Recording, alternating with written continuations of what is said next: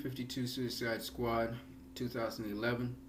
Great comic, man. I read the whole series, and there's a lot in this comic that's very much in common with the current Suicide Squad movie. We even have some very common characters. We have Deadshot, we have Diablo.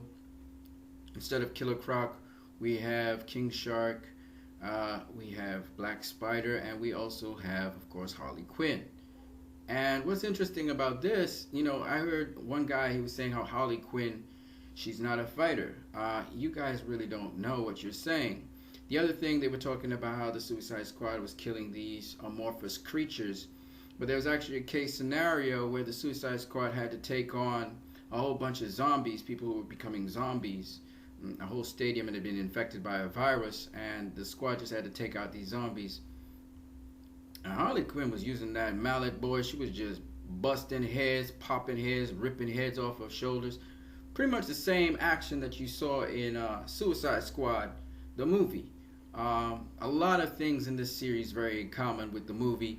Of course, it wasn't a whole lot of blood because, the zombie things, the droid-like things in the Suicide Squad movie, while they kept coming to take a bullet and so on, with a very sharp or very powerful blunt object, you could actually bust their heads open like watermelons, you know what I mean? And Harley Quinn, she swings like really crazy, man. She's really tough. And she can fight some.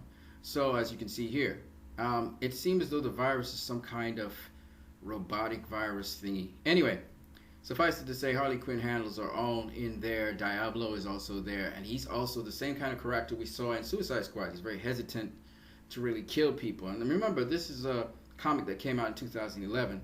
I've seen Diablo in earlier versions also of the Suicide Squad, but I just wanted to mention this one because I thought it was very interesting. In addition to that, we also had the character who could shoot voltage. His name, I think, was... I'm trying to remember what his actual name was. Voltaic. That was his name. Voltaic, yeah. And, it was thought that he died, but later on we'd come to see that he actually lived. And that in this particular Suicide Squad, there was a serum that could pretty much bring the squad back to life if they died. And that's a whole long story for another time. But another thing that was very similar, some of the actual words that people said, when you remember Captain Boomerang said, easy peasy. Well, there was a character in Suicide Squad, I think it was called Yo-Yo. Yo-Yo actually used that exact term, easy peasy. And then we also have these very, these scenes literally ripped from the pages of this 52 Suicide Squad with Harley Quinn and the Joker. And the psychology behind it and how the Joker actually needs Harley Quinn. It was actually the other way around. In this particular Suicide Squad issue, again, kind of like the movie where the Joker was dead for a while, but really he was alive. Same thing here. The Joker was dead for a while as the squad went on other missions. And then later on, he was found out to be alive, but his face was cut off from his body. It's really crazy. And he had to sew his face back on. And his interaction with Harley Quinn was really very, very interesting. But yeah, the Suicide Squad is just an enormously entertaining comic. There's so many things from the Suicide Squad comic that I saw that just like, even down to the actual outfits, the clothing, the looks, just remarkable, man, just remarkable. And so I just wanted to say that I saw where this movie got some of its inspiration from. Of course, just like a typical Suicide Squad comic, characters died in it and so on. They gave a little bit more information how the squad went through its training to qualify and all of that. As in all Suicide Squad missions, the Suicide Squad is just tossed into a mission. That's all that happens. Suicide Squad is not a squad where they get some kind of pre-training or some kind of bullshit like that. So those people were talking about, the Suicide Squad should need to have a tryout mission. That's not according to canon. It's never happened in the comics. The Suicide Squad, they're expendables. They throw them out there to deal with immediately. And this was no different, okay? So I've read so many Suicide Squad comics since the time of watching the Suicide Squad movie. And it's just really, there's so much stuff to debunk, because when you actually read the comics and you realize how much the movie captured the spirit of the Suicide Squad. It's just remarkable how this small little movie captured the essence of the Suicide Squad. It was just remarkable. Not just the outfits and the looks, but just also the mindset of the characters and so on. Remarkable job by the movie. Remarkable job. I understand even why the movie is the way how it looks. And I've watched that Suicide Squad comics. I've looked at Suicide Squad animations from DC, the Justice League Unlimited, and so on. I mean, you know, people talk about the missions the Suicide Squad's been on. They always are on missions with metahumans. They save the world sometimes. They deal with private missions that Waller has because Waller messed up on something, or she has a vendetta against someone, but it has larger ramifications. Or sometimes the Suicide Squad goes on a mission to really recon somebody who the government needs to be quiet so they don't spill secrets and that kind of stuff. It's really a lot more elaborate than people think. The Suicide Squad. It's really a lot of fun to really read. Been reading Suicide comics all day long. But suffice it to say that Harley Quinzel, again, she's not just crazy. And by the way, we have Harleen Quinzel, we have Harley Quinn. Harley Quinzel, Harley Quinn, and some other personality is actually inside of Harley. So Harley is a multiple schizo. She's kind of like a schizophrenic, kind of psychotic person. She could be Quinzel one minute, next minute she could be Harley Quinn, you know. So it's very interesting how they go into the psychology of these characters in the comics, and why sometimes Harley, she's not speaking this Mr. J. You know, the comics really go into real deep detail. Sometimes she says, you know, she starts to speak properly or normally, and that's because you're dealing with Dr. Harley Quinn. Next minute, when she's talking kind of crazy and really out there and wacky, it's because she's Harley Quinn. So there's Dr. Harley Quinzel, and then there's Harley Quinn, then there's a character in between the two.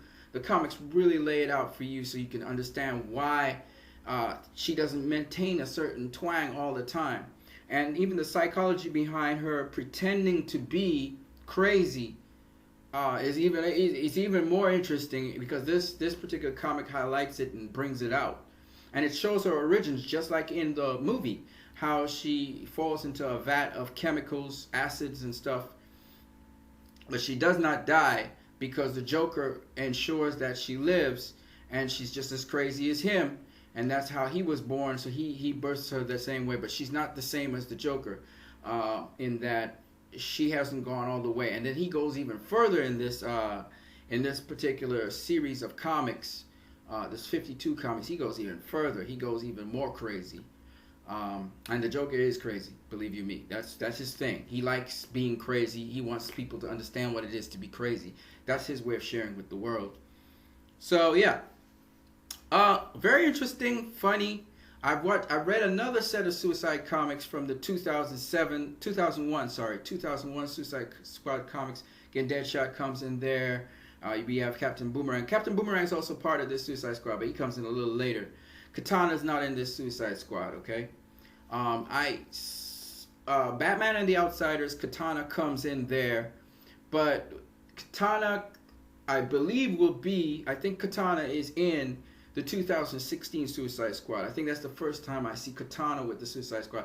But the Suicide Squad has a rotating door. People come in, people leave. Even in this issue, some people left, some people came back, some people died, then they came back. Yep, people come back from the dead. They have a serum that can actually cause people to resurrect from the dead. So it's really cool. This whole movie is really crazy, man.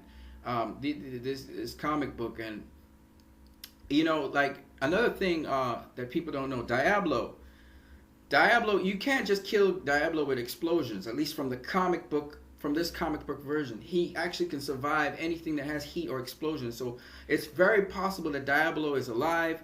I do believe Enchantress is alive. I believe Enchantress is also alive. I didn't see Enchantress in this version. I think in the 2016 version, I don't know if it's the reboot or the 2016 version before the reboot, I think I saw Enchantress in that squad. And Enchantress has been in the squad in, I believe it was the 1987 version. I think I saw Enchantress in the 2007 version also of the Suicide Squad, if I'm not mistaken.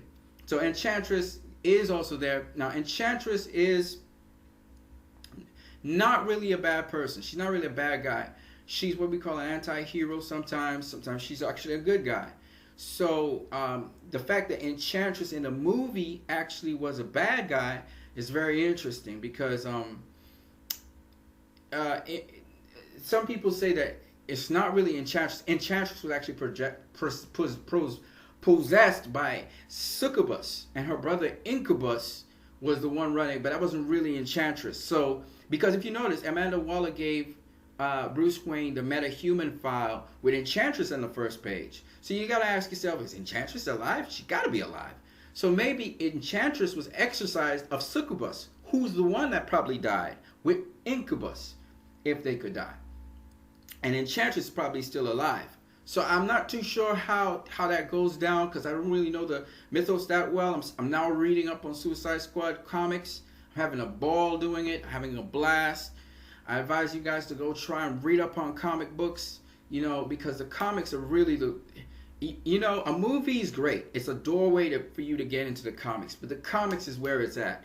You got to read the comic books because the comic books give you stuff that a movie just can't do in a short space of time. But it's definitely, I got to tell you guys, and I want everybody to hear me on this, it's definitely a beautiful way to get into the comic books because the comic books, Suicide Squad comic books are out there, man. They're awesome.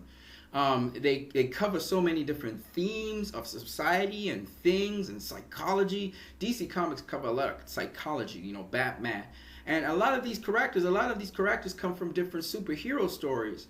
And they really are cool. They really are cool to watch these group of villains do things against their will. And over time, they actually win trust. And it's really interesting the dynamic that goes on in this very intriguing story of the Suicide Squad. But I gotta admit, from all I've read, the movie definitely encapsulates the spirit of the Suicide Squad so well. Even now I see Enchantress is not that bad a villain. How do we say? It's not a weak villain. She actually is a fantastic villain. And even watching those final fight scenes with her is just fantastic. I understand why it was cloudy and why you couldn't see everything as well. There's a certain tone and aura to Suicide Squad movies. And I think David here hit it on the head. I mean, he really knocked this ball out of the park. I'm really amazed because, you read the comics and then you realize, oh man, look at all of that he actually got into the Suicide Squad movie. Now, another thing I wanted to just say very quickly is that the Suicide Squad movie, people said it was bad writing. There wasn't bad writing in the Suicide Squad movie. What you found was that the dialogue was minimized. You saw the same thing in BVS. A lot of meaningful dialogue, but with few words. And I've noticed that with the DC films, even from Man of Steel up to this point, they're not extremely verbose with things when they do their comic book movies. And there's so many Easter eggs also in these comic book movies. Like, I cannot tell you how many Easter eggs. Man of Steel was, it gave homage to the first Superman movie. But then you just had an Easter egg fest with Batman v Superman. And that was probably that is like a graphic novel of comic book movies I've ever seen. If you can call it that. Because it was just so packed with information and just rich. It covered so many things in society, life, spirituality. You name it. That was rich. You go to Suicide Squad and you got these very, very detailed characters. Very realistic. Marvel movies, they pair off people and they do a certain kind of pattern of doing. But the psychology of the characters is always superficial and flimsy. In this movie, the psychology of the characters is so much more deeper rooted. Even though I must admit though that you really didn't get a whole bunch of screen time and you really didn't get a whole lot of speaking or exposition on the characters. They talk about the first part being exposition heavy. I disagree. I think that for the time frame and the covering of characters, it was minimal exposition with a lot of imagery and a lot of story that went on. And very minimal use of wording. I've noticed DC is very good at doing that. Anyway, on that note, you guys have a great one.